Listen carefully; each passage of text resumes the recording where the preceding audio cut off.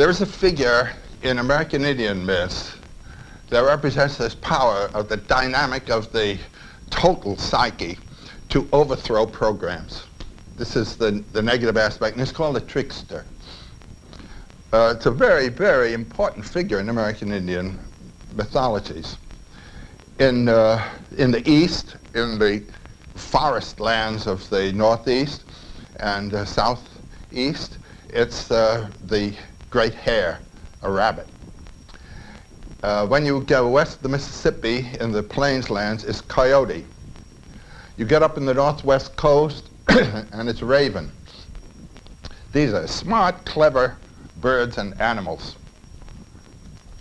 Now, it's a great puzzler to well-trained Christians to come across the trickster hero, because he's both a kind of devil and fool and the creator of the world.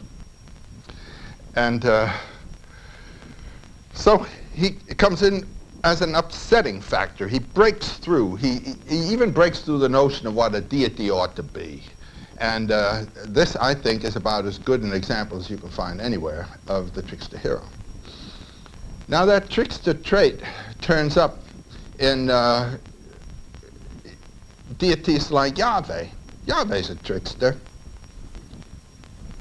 He lets people build a building, and then because it gets to be 3 stories high, he's afraid it's going to wreck heaven, and he comes down and floods the world. That's a trickster stunt. That's a ridiculous act.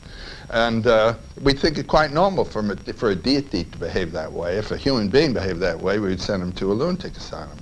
And here you have the deity coming through as the trickster, as the destroyer, as the disruptor of programs. Yahweh's full of this kind of thing.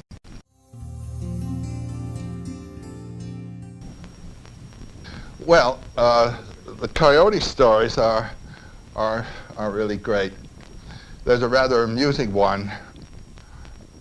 Oh, well, to start, I suppose the most important myth associated with this trickster is that of the flood. The American Indian floods, the story will start with all the animals on a raft with Old Man, who is a humanized aspect of coyote, among them. And he sends after a certain time, he sends a diving animal down, a muskrat or a diving bird, a loon or something like that, to get a little piece of mud out of the water and bring it up. Now this motif we find in American Indian stories of the diver who brings up the mud, and then Old Man takes it and puts it on the water and makes some magic, and it gets bigger and bigger and bigger and bigger and bigger, and then he sends a fox or something to run around the world and see if it's big enough, and on the 3rd or 4th time it's big enough, and there we are.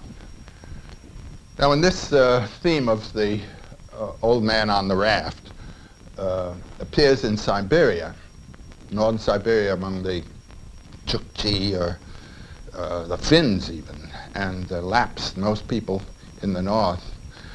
The shadow of God is this negative figure. And the deity sends a diver down. This is known as the earth diver motif. And he comes up with a little bit of mud, but he doesn't give it all to the deity. And after the deity has put the mud down and made a perfectly orderly world, then this other one spits out the rest of the mud, and that makes mountains and difficulties and everything of that kind.